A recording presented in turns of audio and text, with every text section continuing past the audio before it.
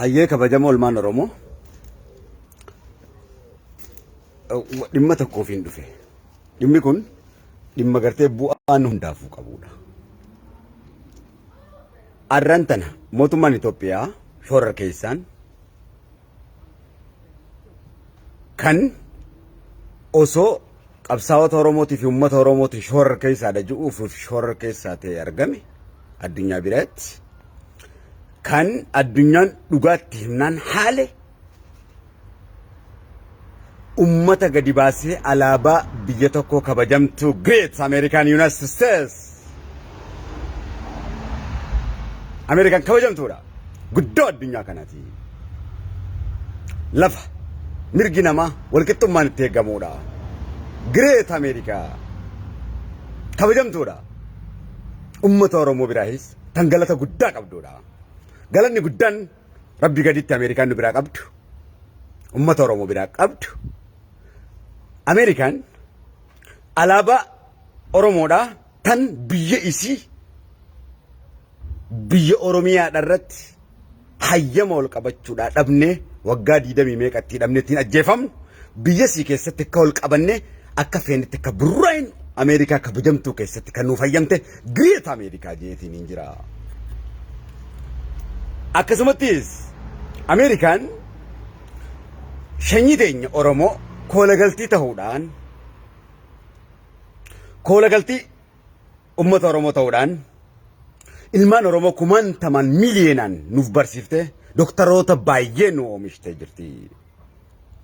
Qubsuma ummata keenya kan miiliyoonaan nuuf taate jirti. Amerikaan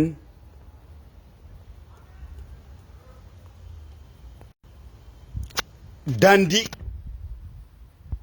maqaa Oromootiin biyya sii keessatti nuuf moggaaftee jirti. Ummata keenyaaf koolagaltii bareedaa ummata Oromootiif Amerikaan tataate kabajaa guddaa nu biraa qabdi waan ta'eef arraas dhugaan keenyatti dubbatamnaan jibbuudhaan dhugaan mirga ummataa jibbuudhaan shoora keessa mootummaa Itoophiyaadha alaabaa kabajamtuu Ameerikaadha gubee jechuu keenya ummata baasee gubsiisaa alaabaan biyya takkaan gubatu kabaja qabdi kanaaf faallaa isaanii ta'uudhaan dargaggoo fi shamarran feesbuukii keessaniin uummanni Oromoo hundi alaabaa Ameerikaa kabajamtuu galata nu biraa qaban poost godhuun siyaasaa guddaa alaabaa saniif kabajaa godhu jechuun alaabaa san barbadeessuun Ameerikaa guutuu yoo barbadeessite irra wayyaaf Ameerikaan kabajaa guddaadha alaabaa jechuun waan safaa ta'a isin fakkaatiin kanaaf feesbuuka keessan guutuudhaan alaabaa Ameerikaa poost godhuudhaan alaabaa isin uummanni Oromoo alaabaa Ameerikaadha akka alaabaa teessan biyya isaanii keessatti alaabaa teenya ol qabnu isinii godhan namni galatan beene nama waan ta'iniif alaabaa isaanii kabajamtuudhaaf hundi kee dhaabbadhu kana jechuun siyaasaan kan kee ol guddatu sagaleen kee dhagayamu si taasisa siyaasa jechuun isa kana tooftaa akkanaa kanaan fayyadamuudhaan addunyaa irratti mul'isi alaabaa Ameerikaa alaabaa teetii wajjin respect American flag jiiti gallakkisi respect American flag jiiti gallakkisi kan isaan godhaniis kuffisi hojii isaanii harkatti kuffisi ol qabi alaabaa Ameerikaadha perfect isa kana alaabaan kabajamtuudha eenyuma caalaa dhugaan isin inni mo'an ummata diinitti amanne sinjuu kaarabaa kanarra isaan kanatu diinitti amane dhugaan isin hin jaa dhugaadhaan isin hin jaa ummata kana waggaa qullaa yaa'u namni waan sharmuutaa fi waanuma akkanumatti akka fedhan waan dalagan isiniif fakkaataa miti abadan harkaan tuquu hin dandeessu amata 20 midhamta dubartii takka akkanatti yoo ijata ogguta akka laalte kanatti ol laalte obboleessa kiyya hijaaba caalaa qulfiidha hijaaba caalaa warra hijaabaan ilaalta miti isaan kana laaluu hin dandeessu dhugaa isiniin himu kabajaa guddaadha maaliif ani fiitiyyaaf hin boona malee akkaati wanta na gootuufi miti siin jaan dhoogaadha bakka kabajaan waan diirra biirratti ta'uusan hunda waan himame san hunda jarri kun quraana warra jijjiiree hojiitti jijjiiree oofuudha ummanni kun wangeela sanis ka dhugaa san ka amanuudha ummanni kun Kristaanas kanuma dhugaa sana mana jarri kun. Namni Oromoo dhaaf koola galtii naatee hundi jannata seena. Wallaahi nama koola galtii abbaa fedhe maan taane nama ummata kiyyaaf koola galtii naatee hirkoo naateef guyyaa rakkoo ummata kiyya rakkataaf moo abadan jannatuma seena malee azaaba rabbiin naqu kam kadhadheetiif hin jira. Wallaahi wabillaahi ilkariim. Eenyuma azaabaan rabbiin irraan gubuu kam warra ummata kiyyaaf waan fedhe maan taane. Ummata Oromootiif da'oo naatee hemoo. Ummata kiyyaaf da'oo naatee hemoo. Kanaaf alaabaa Ameerikaa bakka jirtu ol qabii. Arraan tana mootummaan Itoophiyaa alaabaa Ameerikaa gabbaasee gubaa ool ummata gubsiisaa ool jechuu kiyya. Ameerikaan takkaraa biyya Ameerikaa karaa maqaa keenyaan nuuf fayyamte maqaa keenyaan nuuf moggaafte alaabaa teenya akka ol qabannu bakka iyyuu mirga keenya akka dubbannu yeroo hunda nu goote jechuu keenya. Dhugaa keenya Ameerikaan itti himnaan dhugaa keenya arginaanii. Higaa OMN biyya keessatti jibban biyya teenya irratti jibban miidiyaalee keenya kan biyya keessatti jibban Ameerikaa keessatti nu kabajamee biyya isaa tan ta'in keessatti biyya namaa keessatti guddoo Itoophiyaa fokkottuu cincooytuu gartee Itoophiyaa keessaa Oromiyaatu bareeda. Itoophiyaatti dantaa qaba Oromiyaatu bareeda. Ta'uu dhugaa Oromiyaadha biitii awuliyaadha. Oromiyaadha. Itoophiyaa cincooytuu mana fincaanii tana keessatti gartee miidiyaalee keenyallee buqqaasanii biyya teenya waa meeqa godhan jechuu keenya. Achirratti wanta Ameerikaa urgoytu addunyaan tun aamiin jettee fardii balloo guddoo Great Amerikaan keessatti Great British keessatti Great German keessatti alaabaan keenya kan kabajame daandiin maqaa keenyaaf uummanni keenya kabajame ilmaan keenya tola barsiisaa miindaa kennaa fi mana maal fakkaatu keessa jiraachisaa uummata keenya kan nu jiraachisan galata guddaa rabbi biraahis nu biraahis qaban onneetiyya keessaas qaban ilaa abaditti annama shanyiitiyya guyya tokko bishaan naa obaase abadan wallaahi billaahi namni san caalaa na biratti fudhatama qabuu fi na biratti kabajaa qabu hin jiru guyya tokko shanyiitiyya nama narraa tuqe abadan ilaa qiyaamatti fuula rabbitti illee isaaf hin dhiisu amma suudii waan barana isin shanyiitiyya goote waan yaman barana shanyiitiyya goote ilaa abaditti ilaa umriitiyyaan dhiisu du'aayin silaa suudii godhu Ameerikaa fi Ingiliziif hin godhee abadan nama guyya tokko shanyiitiyya narraa ija hamtuun laale abadan rabbiilleen isaaf diina. Malaayikaan rabbiitilleen isaa diina. Kanaaf Ameerikaadhaaf kabajaa guddaadha qabnaaf. Great Ameerikaadhaaf kabajaa guddaa qabnaaf. Waajjirri keenya hundichi keessa jira. Shanyii teenya meeqa nu barsiisanii dooktara nu godhan. Daa'imman keenya meeqa nu barsiisuu jiran qananiisanii mirgisanii. Haawwan keenya meeqa tajaajilan manguddoo keenya meeqa tajaajilan. Karrasaasni meeqa nurraa dha'e meeqa nuuf taasisan jechuu keenya. Rabbii gaditti rabbiitu wakiila nuu baase. Kanaaf alaabaa Ameerikaatiif dargaggoof shamarran ammarraa eegalee poost godhuun uummanni Oromoo poost godhuun kun siyaasaadhaan caaluudha argisiisa. Alaabaa Ameerikaa poost godhu respect ji alaabaa keetii wajjin. Kana jechuun alaabaa jechuun biyya takkatti wanni si guddisu saba tokko biratti siyaasa jechuun isa kana alaabaa Ameerikaatiif kabajaa guddaa qabdu. Akkuma mirga kan kee dheetetti himtu akkuma isin mirga keetiif dhaabbatetti alaabaa keetiif Oromummaa keetiin alaabaan kabaja qabdi jiitti barreessi isaaniif ifuu feesbuukii hunda waan hordofaniif feesbuukii keessan ilaalan jechuu kabajaa guddaa isinii qaban jechuu keenya. Kana gaa siyaasa jechuun kanaafin dhufe mootummaa shooror keessaan Itoophiyaadha. Shooror keessaa ta'ee fi argame jechuu keenya. Osoo gartee hayyootan keenya shooror keessaa jee gartee ilmaan Oromoo kaanidhu kaawwanta ji'u kanaaf kanatti godhaa jechuu keenya faallaa isaanii. Faallaa nafxanyaa ta'a jechuu keenya. Dhugaan fedhanii warra dhugaa jibbu rabbiin lafa tana gubbaa haa dhabamsiisunaa fi warra dhugaa jibbu lafa tana gubbaa rabbiin jiraachisin. Wallaahi wabillaahi ilkariim. Warra haqa rabbii jibbu moo rabbiin lafa tana gubbatti waarsisin. Nama dhugaa waaqaa jibbe rabbiin lafa kanarraa haa dhabamsiisu. Abadan. Kanaaf alaabaa Ameerikaa babbareedduu haadha koo bakka nama isiniin jee tana qalbeeffadhaa jedhan. Alaabaa poost godhaa hoggaan isiniin jee poost godhaa. Poostaa goon hoggaan isiniin jee isiniin godhaatis godhi. Hiikaasii waan hin beekuuf. Bu'aa nuuf qabdu waan hin beekuuf. Bu'aa Jawaarii qabdu bu'aa Oboof qabdu bu'aa waa meeqaaf isiin qabdu alaabaa isaanii kana poost godhuu waan hin beekuuf. Hammam takka Ameerikaa akka dallansiises dubbiin kun waan hin beekuuf. Kanaaf deeggaruudha kaa nama nu jalalu isinii deeggaruudha kaa teessee akka bilaalta alaabaa teetiif kabajaa qaba jettee keessa malee nama daandii maqaa keenya nu moggaase nama ilmaan Oromoo nu barsiise nama gartee alaabaa biyya isaa keessatti nu hayyame alaabaa isaa hoggaa fuula keenya duratti guban akkamitti taati kanaaf alaabaa isaa post goona great American down Ethiopia hay down Ethiopia dhugaa siin himu fook Oromoo hay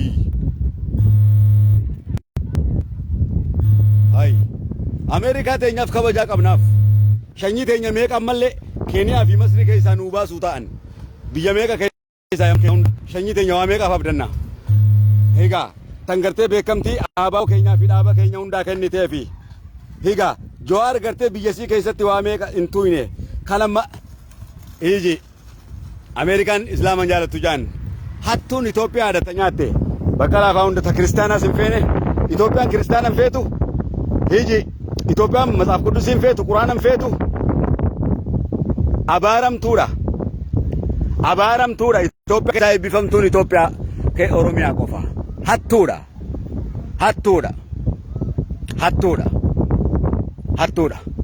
takkaa qubatti laatteen beeytu Amerikaan Jawaarfatti takkaa islaama jetteetti laatteen beeytu takkaa shoror keessaa jetteen hin beeytu biyyasii guddoo kabajamtuu keessatti kan gartee torbaan tokko biyya san keessa isa taa'uu dhoorgan hayyoota keenya siifin hima beekamtee akka addunyaatti kenniteef woboo biitti gargaartu Ameerikaadha kanaaf ummata keenya miliyeenaan obboleeyyan keenya biyya keessaa kaachi jiran kana hunda manguddoo keenya meeqa barattoota keenya meeqa kan nu barsiifte Ameerikaadha kabajaa guddaa nu bira qabdi alaabaan si gubachuu na yamnuu fi eenyumaaf hin yamnu dura wareegamna malee alaabaa Ameerikaa dura ni wareegamna dhugaa isin himu alaabaa Ingiliz dura ni wareegamna dhugaa isin himu የአሜሪካንን ፍላግ ማቃጠል ማለት በድንነት ነው።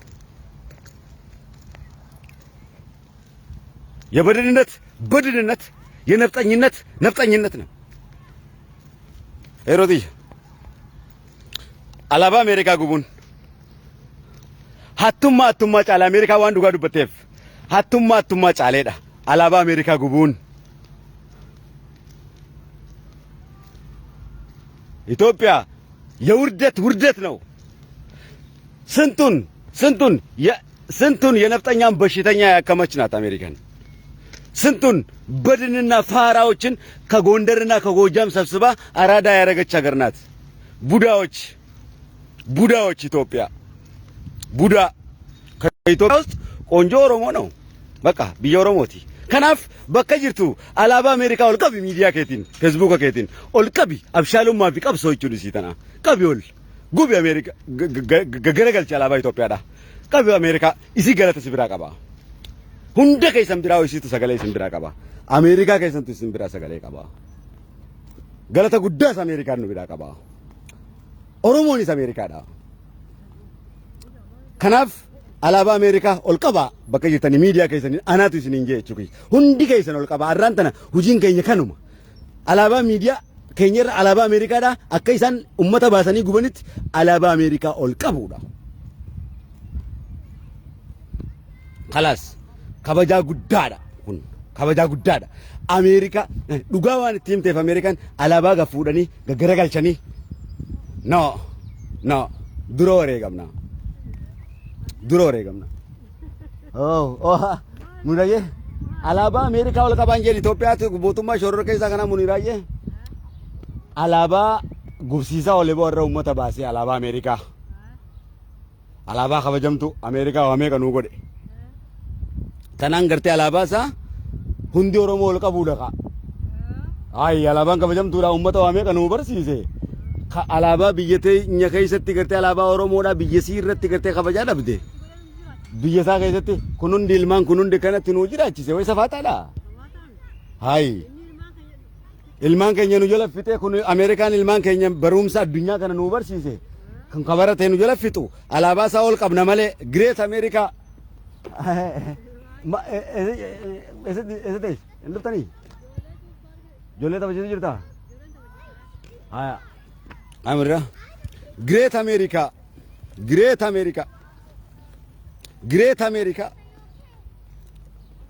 Great America, American first, American first. Zaman ki yalaba America raba. Facebook ka kaisanin. America hiji America nabdada kamasir kaisatti narra faca'ee jiru kayaman kaisa narra faca'ee jiruuf. Rabbi fi America da Rabbi wakila isan nabase. Kan Kenya kaisa narra faca'ee Masri kaisa narra faca'ee America da ne gadda. Kan Somalia kaisa narra faca'ee. Kan biyya kaisatiifu America da Rabbi wakila na gode. Kan agartee awliyootan keenya gurguddan na hime sheekan keenya gurguddaa American sareetee nyaanaan jaan nama nuroo kisee jaasitti jenna. Kanaaf Great America obboleessa kiyya harka dhibba America shanyiiti jabarsiifte. America shanyiiti mataa ol qabde koola galtii naa taateef abadan nama guyyaa rakkoo shanyiiti yaa koola galtii ta'eef moo osoo biyyee ta'e sinarra deemee moo wallaahi billaahi ummata kiyyaaf imimman na fidaa qaban ummata kiyyaaf koola galtii naa ta'e moo shanyiiti yaaf moo shanyiiti yaa Oromoodhaaf koola galtii naa ta'e moo bo shamarran biyyattiyaatiif koola galtii naa ta'e meeqa kanarraa gartee kuunii fi kanarraa gudeedeef koola galtii naa ta'e akkanarraan baranne waggaa biyya keessa narraa godhan koola galtii naa ta'e naa barsiise manguddoo biyyattiyaa naaf wallaane waa meeqa naa godhe kanaaf nama shanyiiti yaaf waan ta'e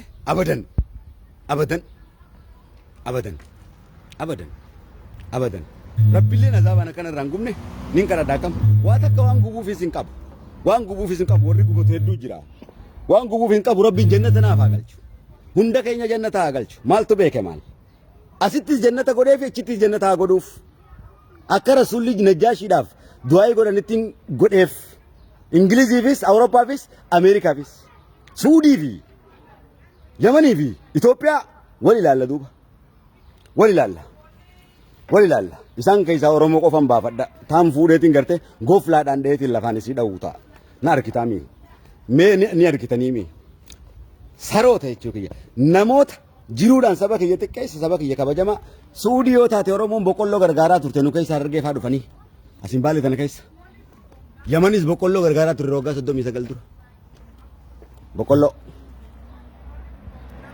arraan tana waan biraa dubbattee jechuu keenya kanaaf bakka jirtanii alaabaa Ameerikaa ol qabi miidiyaa keetiin alaabaa ol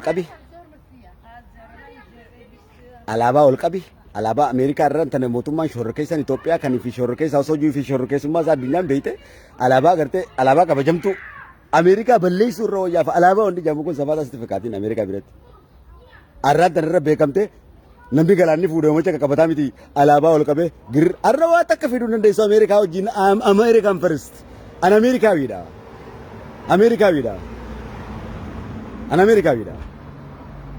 nuti Ameerikaawiidha Oromoon seerri keenyas Ameerikaa wajjin wal fakkaata bifti keenyas Ameerikaa wajjin wal fakkaata yaadni keenyas Ameerikaa wajjin wal fakkaata humnaan buluudha addunyaa tana caccabsine kanaaf mootiin alama kana nuufi Ameerikaadha dhugaan jiru isa kana tana fittiin Oromootii Abashaa hojii fi lakkooyite daaraa rabbisee haa godhu gaafate Amaaraa hojii if ol qixxeessite tu saree roobaas hin jeetii jira gaafate Amaaraa hojii wal fakkaadhete Amaaraa hojii if ol qixxeessite tu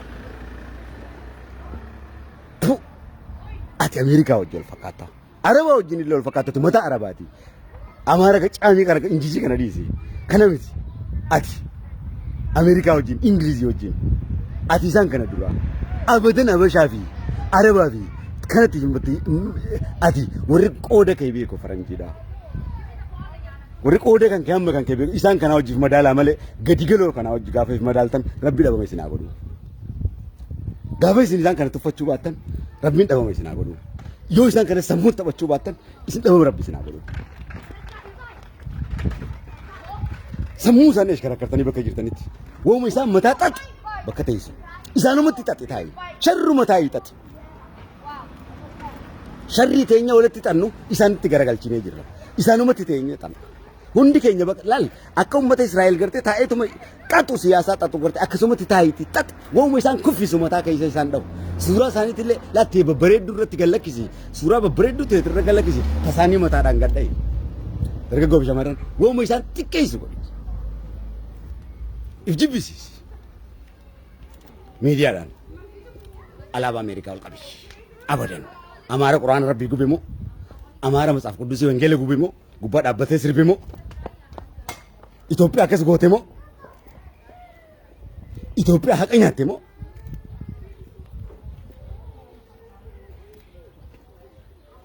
Akka kanaati.